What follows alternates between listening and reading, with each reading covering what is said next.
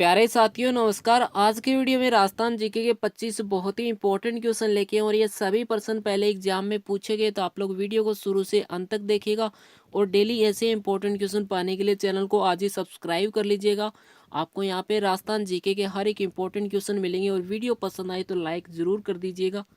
पहला क्वेश्चन आपके सामने है, राजस्थान में 100 द्वीपों का शहर किस सिटी को कहा जाता है। बहुत इंपॉर्टेंट क्वेश्चन है, कई बार एग्जाम में पूछा गया है। आपको बताना है कि राजस्थान के अंदर 100 द्वीपों का शहर किस शहर को कहा जाता है।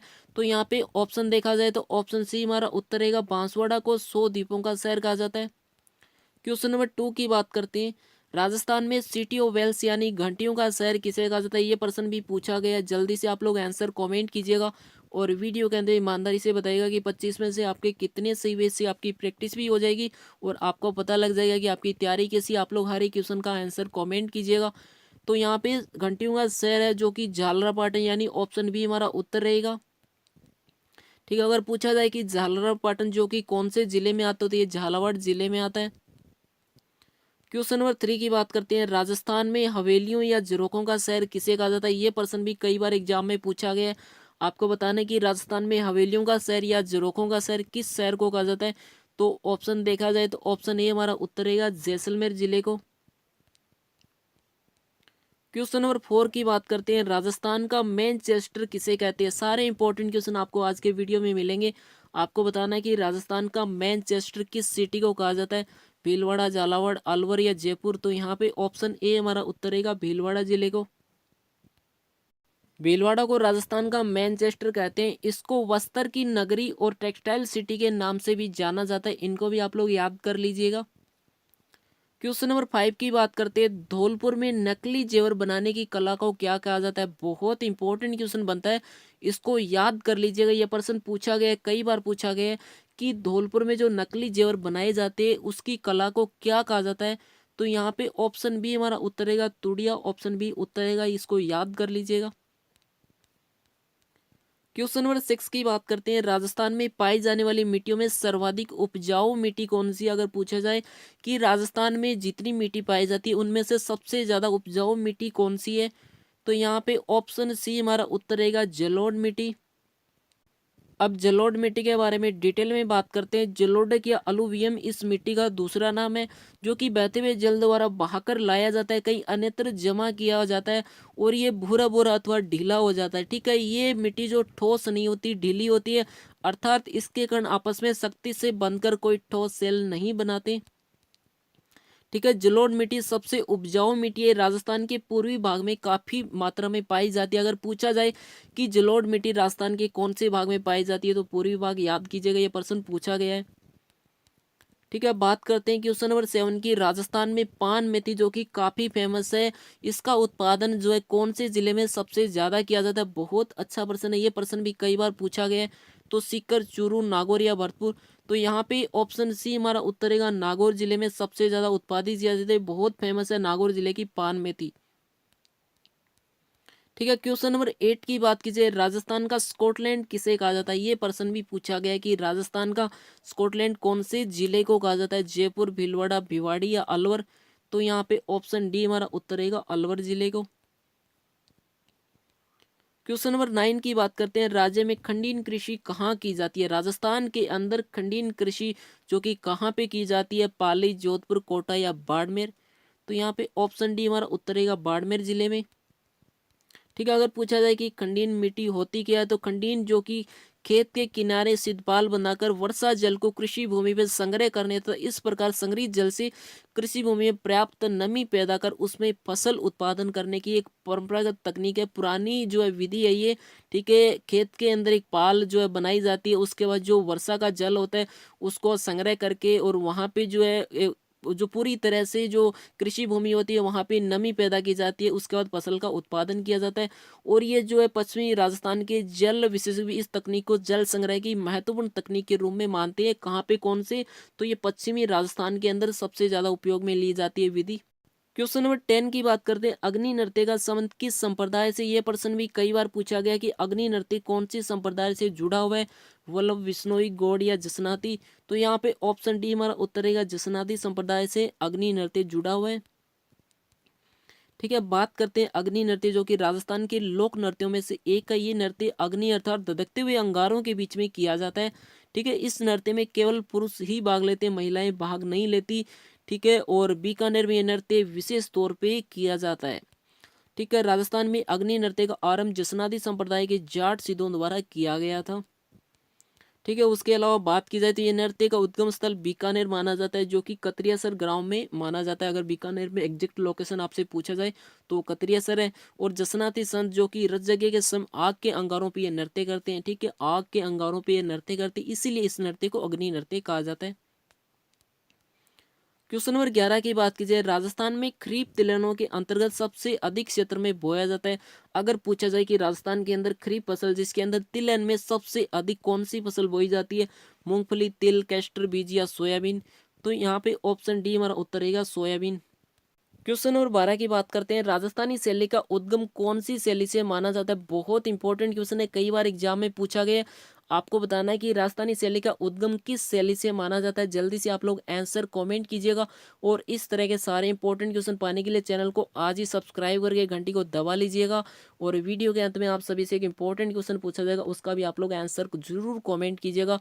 तो यहाँ पे अपना उत्तर रहेगा कि राजस्थानी शैली का उद्गम अपभ्रंश शैली से माना जाता है। इसको याद कर लीजिएगा, बहुत बार पूछा गया।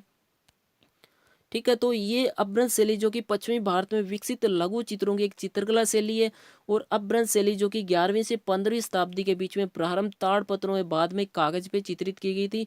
ठीक है, इस शैली को जैन गुजराती और पश्चिमी शैली आदि नामों से भी जाना जाता है। इसके दो नाम है, जैन गुजराती और पश्चिमी शैली, इनको भी याद कर लीजिएगा। क्वेश्चन नंबर 13 की बात की जाए, राज्य में सर्वाधिक क्षेत्र में बोई जाने वाली फसल कौन सी है। राजस्थान के अंदर अगर पूछा जाए कि कौन सी फसल जो कि सबसे ज्यादा बोई जाती है, चना, जौ, बाजरा या गेहूं, तो यहाँ पे गेहूं टिक मत कर देना, क्योंकि ऑप्शन सी हमारा उत्तर का बाजरा राजस्थान में सबसे ज्यादा उत्पादित की जाती है। ठीक है, देश में सर्वाधिक बाजरे का उत्पादन कहाँ पे होता है, राजस्थान में होता है। और राजस्थान में सर्वाधिक बोए जाने वाला खाद्यान्न जो कि बाजरा है। राजस्थान का पश्चिमी भाग बाजरा उत्पादन हेतु प्रसिद्ध है, जबकि जयपुर जिला बाजरा उत्पादन में प्रथम स्थान पे है। और राजस्थान में बाजरा अनुसंधान केंद्र कहाँ पे, बाड़मेर में। अगर बाजरा अनुसंधान केंद्र पूछा जाए तो बाड़मेर रहेगा, सबसे ज्यादा उत्पादन है जो कि जयपुर में। ठीक है, क्वेश्चन नंबर 14 की बात की जाए, राजस्थान में आदिवासियों का शहर किसे कहा जाता है। राजस्थान के अंदर अगर पूछा जाए कि आदिवासियों का शहर किस जिले को कहा जाता है, प्रतापगढ़, बांसवाड़ा, झालावाड़ या सिरोही, तो यहाँ पे ऑप्शन बी हमारा उत्तर रहेगा बांसवाड़ा जिले को। ठीक है, बांसवाड़ा को आदिवासियों का शहर कहा जाता है। और बांसवाड़ा को 100 द्वीपों का शहर भी कहा जाता है, हमने ये 1% पहले ही पढ़ लिया था।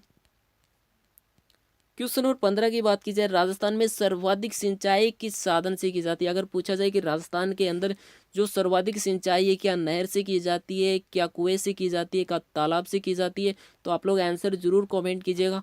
ठीक है, तो राजस्थान में सबसे ज्यादा सिंचाई है कुएं और नलकूप से की जाती है, ऑप्शन बी हमारा उत्तर रहेगा।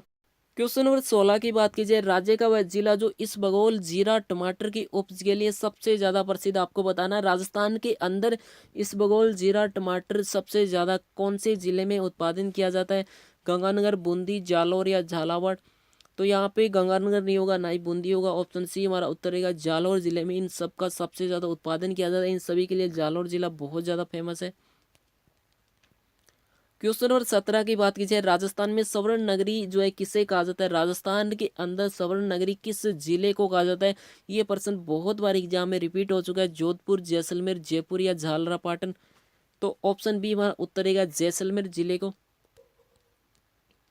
ठीक है, जैसलमेर को हवेलियों का जुरों का शहर या स्वर्ण नगरी भी कहा जाता है, तो इसको भी याद कीजिएगा, हमने ये प्रश्न पढ़ लिया था। अब बात करते हैं क्वेश्चन नंबर 18 की, राजस्थान में वल्लभ संप्रदाय द्वारा प्रमुख धार्मिक स्थल कौन सा है।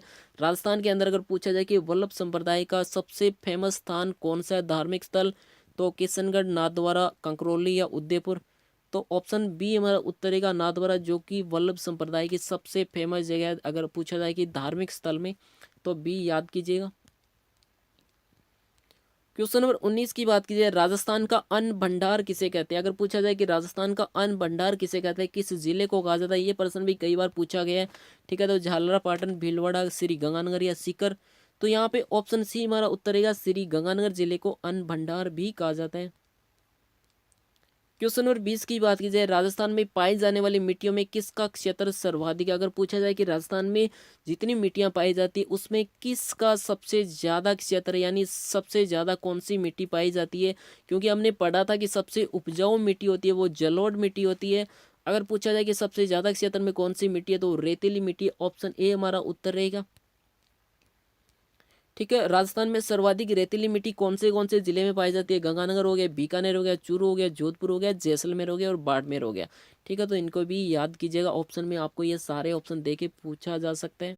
क्वेश्चन नंबर 21 की बात की जाए, दोमट मिट्टी किस क्षेत्र में नहीं मिलती? आपको बताना है कि राजस्थान के अंदर दोमट मिट्टी इन चारों में से कौन से जिले में नहीं पाई जाती। तो देखा जाए तो गंगानगर के अंदर रेतीली मिट्टी पाई जाती है, तो यहाँ पे दोमट मिट्टी नहीं होगी, ये हमारा ऑप्शन उत्तर रहेगा। उसके अलावा बाकी देखा जाए तो यहाँ पे दोमट मिट्टी पाई जाती है, तो गंगानगर हमारा उत्तर रहेगा, ऑप्शन ए हमारा उत्तर रहेगा। क्वेश्चन नंबर 22 की बात करते हैं, राजस्थान में भूरी रेतीली मिट्टी में किस तत्व की अधिकता होती है? बहुत अच्छा प्रश्न बनता है, आपको बताना है कि राजस्थान में जो भूरी रेतीली मिट्टी पाई जाती है उसमें कौन से तत्व की मात्रा अधिकतम होती है, क्योंकि हमने पढ़ा था कि राजस्थान में रेतीली मिट्टी सबसे ज्यादा पाई जाती है, राजस्थान की सबसे उपजाऊ मिट्टी है जलोढ़ मिट्टी। तो यहाँ पे ऑप्शन बी हमारा उत्तर रहेगा, फास्फेट, जो कि भूरी रेतीली मिट्टी में सबसे ज्यादा अधिकता रहती है। क्वेश्चन नंबर 23 की बात करते हैं, वह कौन सी प्रक्रिया है जिससे पश्चिमी राजस्थान की मिट्टियां अम्लीय व क्षारीय हो जाती है? बहुत अच्छा प्रश्न बनता है, आपको बताना है कि पश्चिमी राजस्थान के अंदर मिट्टी अम्लीय व क्षारीय क्यों बन जाती है, उसका कारण बताइएगा, जल्दी से आप लोग आंसर कमेंट कीजिएगा। तो यहाँ पे ऑप्शन बी हमारा उत्तर रहेगा, नीचे से ऊपर की ओर कोशिकाओं के रिसाव के कारण वहाँ की मिट्टी अम्लीय व क्षारीय बन जाती है। क्वेश्चन नंबर 24 की बात करते हैं, राजस्थान के किस जिले का सर्वाधिक क्षेत्र कच्छारी मिट्टी का है? राजस्थान के कौन से जिले की जो है वहां पे कच्छारी मिट्टी सबसे ज्यादा पाई जाती है? अलवर, चूरू, पाली या धौलपुर? जल्दी से आप लोग आंसर दीजिएगा। तो यहाँ पे ऑप्शन डी हमारा उत्तर रहेगा, धौलपुर जिले में कच्छारी मिट्टी सबसे ज्यादा पाई जाती है। ठीक है, कच्छारी मिट्टी को जलोढ़ मिट्टी भी कहा जाता है, क्योंकि राजस्थान की सबसे उपजाऊ मिट्टी जलोढ़ मिट्टी है और ये मुख्यतः भरतपुर, जयपुर, टोंक, सवाई माधोपुर, धौलपुर जिले में पाई जाती है।